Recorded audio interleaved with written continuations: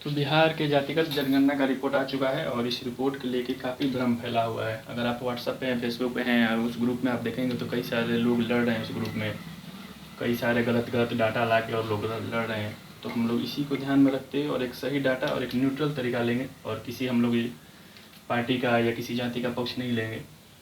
जैसे जो बीजेपी वाले लोग हैं वो इस रिपोर्ट को गलत बता रहे हैं, वहीं आरजेडी यानी कि लालू प्रसाद यादव का और जेडीयू नीतीश का पार्टी उसको सही बता रही है। चाहे जो स्वर्ण लोग हैं उनके लिए गलत है और जो पिछड़ा वर्ग या जो भी अनुसूचित जाति है उनके लिए सही है। तो इसी चीज़ को हम लोग ध्यान में रखते हुए हम लोग किसी जाति का नहीं साथ देंगे। और हम लोग देखते हैं इस रिपोर्ट में क्या है। तो सबसे पहले समझते हैं कि रिपोर्ट शुरू कब हुआ और इसको कराने की ज़रूरत क्या थी। तो इस रिपोर्ट को 2 चरण में कराना था, 2 चरण में होने वाला था रिपोर्ट। और इसमें लोगों से 17 प्रकार की जानकारी ली जाती थी। आप लोग अगर बिहार से होंगे तो आप लोग देखेंगे घर पर रिपोर्ट के लिए लोग आ रहे थे। तो 2 चरण में पहला चरण था 7 जनवरी से लेके 21 फरवरी तक। इस चरण में बस लोगों से डाटा कलेक्ट किया गया। फिर जो दूसरा चरण था वो 15 अप्रैल से लेके 15 मई तक चलने वाला था, लेकिन इसी बीच में हाई कोर्ट ने 4 मई को इस पर रोक लगा दिया, क्योंकि हाई कोर्ट में यूथ फॉर इक्वालिटी नाम की एक संस्था थी। हालांकि ये लोग बोलते हैं कि बीजेपी ने ये संस्था को भेजा था, लेकिन जो भी थी यूथ फॉर इक्वलिटी नामक संस्था ने केस किया और हाई कोर्ट ने इस पर रोक लगा दिया।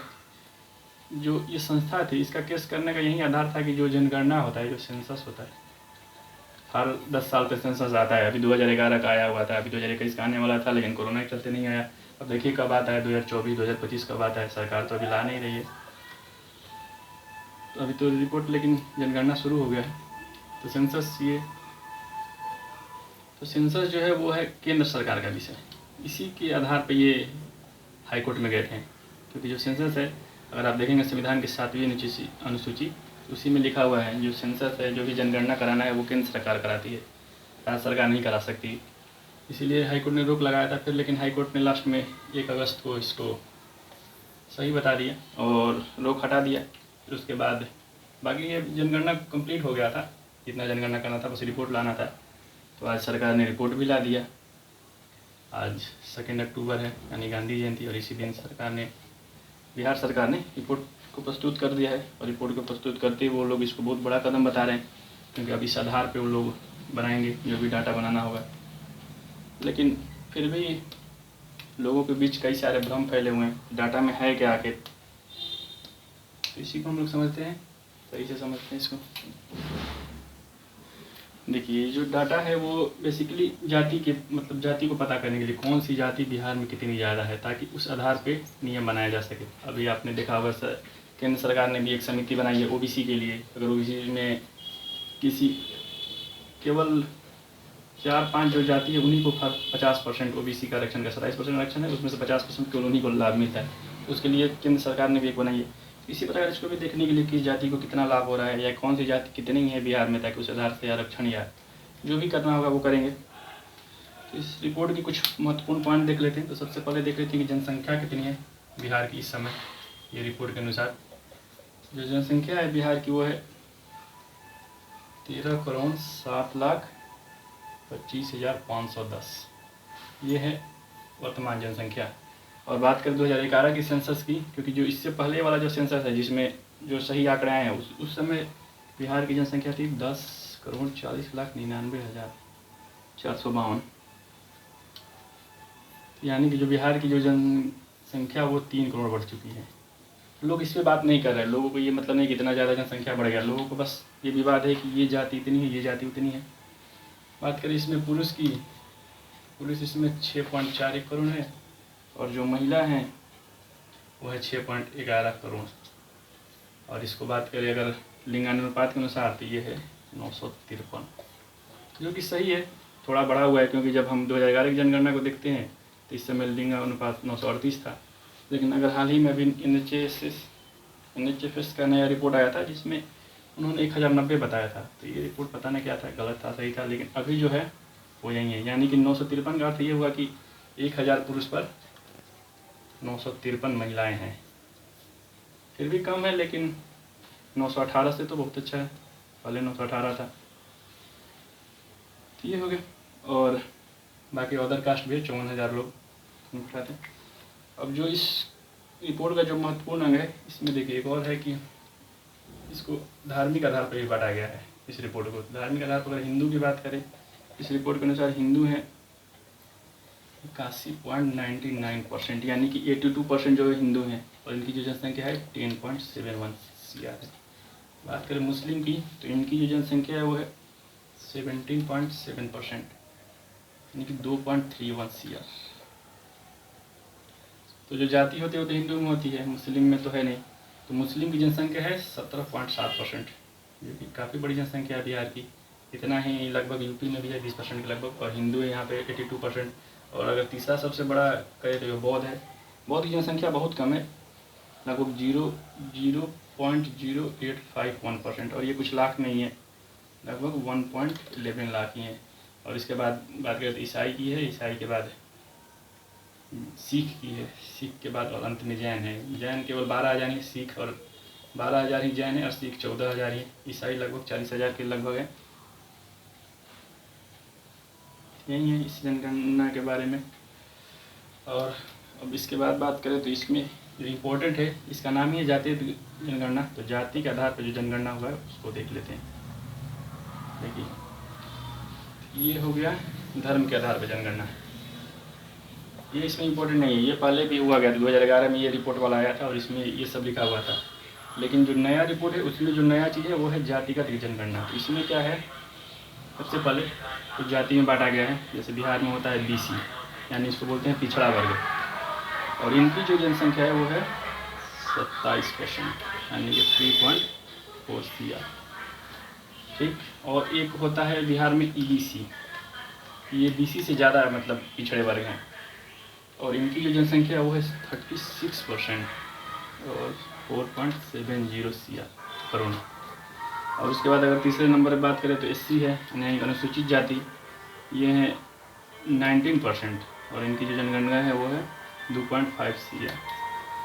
और उसके बाद ST आते हैं। ST बहुत कम है बिहार में, ST लगभग 1.5% है, 1.68%, और ये हैं केवल 22 लाख।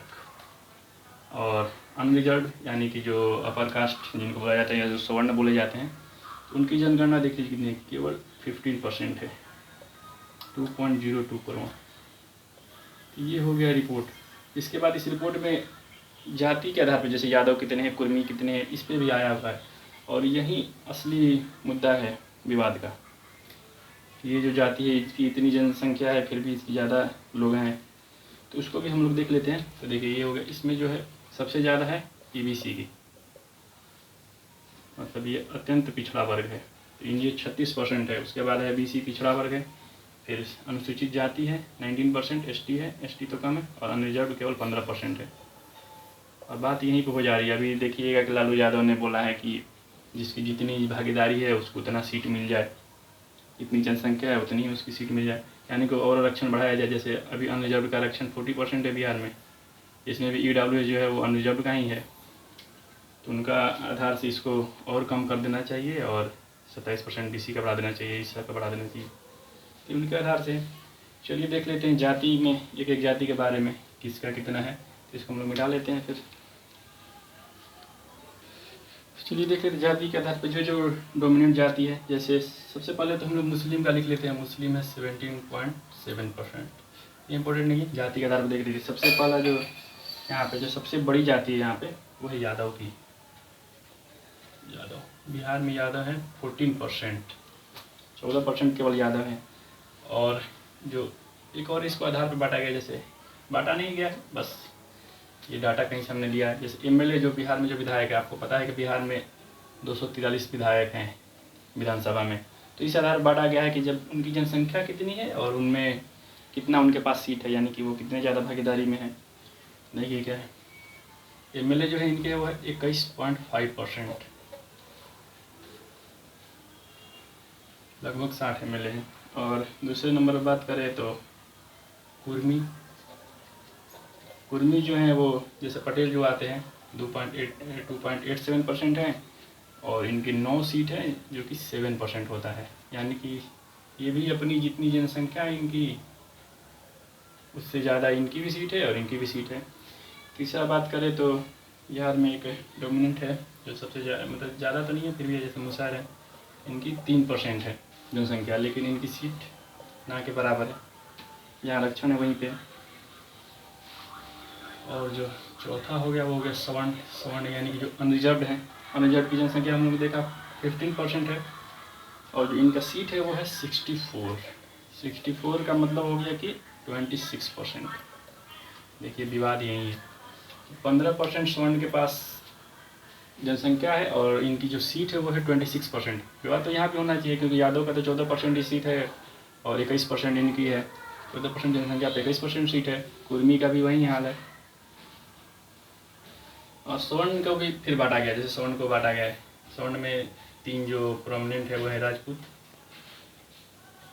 के बाद भूमिहार, भूमिहार की काफ़ी, और तीसरा ब्राह्मण, जिनको लेकर सबसे ज़्यादा विवाद होते रहता है। तो देखिए क्या है, जो राजपूत हैं वो है 3.45% और जो भूमिहार है वो है 2.86% और जो ब्राह्मण है वो है 3.66%। ये है बिहार में इनकी।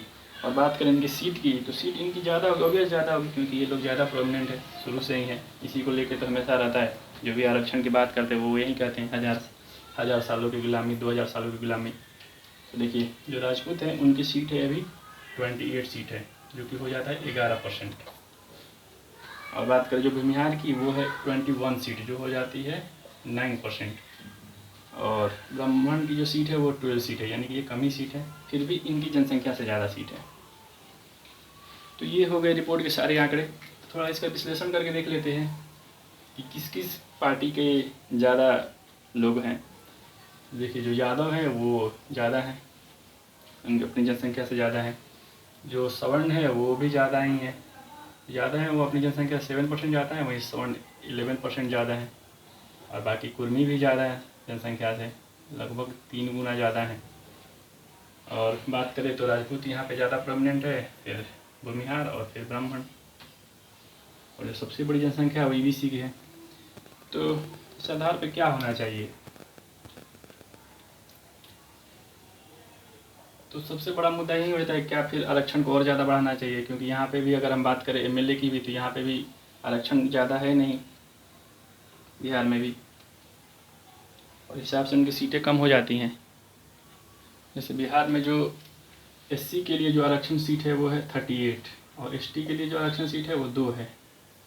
तो 2 तो ठीक है इनकी जनसंख्या के अनुसार, लेकिन 38 सीट है एससी के लिए, और बीसी और ईबीसी के लिए आरक्षण तो है नहीं। तो इसी आधार पर ईबीसी की जनसंख्या बहुत ज़्यादा है, तो इसी आधार पर मांग उठेगी और आरक्षण बढ़ाया जाए हर जगह। लेकिन आरक्षण ज़्यादा करने का कोई मतलब नहीं है, क्योंकि इंदिरा साहनी बाद में भी सुप्रीम कोर्ट ने बोला था कि 50% से ज़्यादा नहीं होना चाहिए, लेकिन फिर भी 10% दिया गया, फिर भी वो सही हुआ। अभी तो कुछ दिन पहले ही आया था सुप्रीम कोर्ट का जजमेंट, उन्होंने ईडब्ल्यूएस को सही बताया था। आरक्षण नहीं बढ़ना चाहिए। और इसको जो सरकारें हैं, जैसे बीजेपी है या जेडीयू है और आरजेडी, दोनों एक ही साथ हैं, ये लोग इसको अपना राजनीतिक मुद्दा ना बनाए बस, और इसी आधार पे अपने नियम बनाए। जैसे आरजेडी ने के लालू यादव ने, जो हेड हैं, वो उन्होंने तो यही बोला कि जिसकी जनसंख्या है उसको उतनी भागीदारी दे दी जाए। लेकिन जो जदयू के नीतीश कुमार है, इनका तो अभी आया बयान कि उन्होंने ये कहा है कि हम लोग जातिगत और सामाजिक आधार को छोड़ के हम लोग आर्थिक आधार पे ही जो नियम बनाएंगे वो बनाएंगे, जो गरीब है उन्हीं को देंगे। क्योंकि अभी भारत की आज़ादी को 75 साल हो गए, 75 साल में भी अगर यही विवाद आज तक से चलता रहा है तो फिर तो सरकारों की ही गलती है इसमें। तो आर्थिक मुद्दा ज़्यादा ज़रूरी है, सामाजिक मुद्दा भी ठीक है। जो आरक्षण है सामाजिक मुद्दा को उसको रहने देते हैं, लेकिन जो नए नियम बने वो आर्थिक आधार पर ही बनना चाहिए। तो यही है रिपोर्ट, और इसको आप लोग सही से देख लीजिएगा, लिख लीजिएगा, ताकि आप लोग भी जो व्हाट्सएप और फेसबुक पे जो गलत न्यूज़ आते हैं उसके शिकार न बने। धन्यवाद।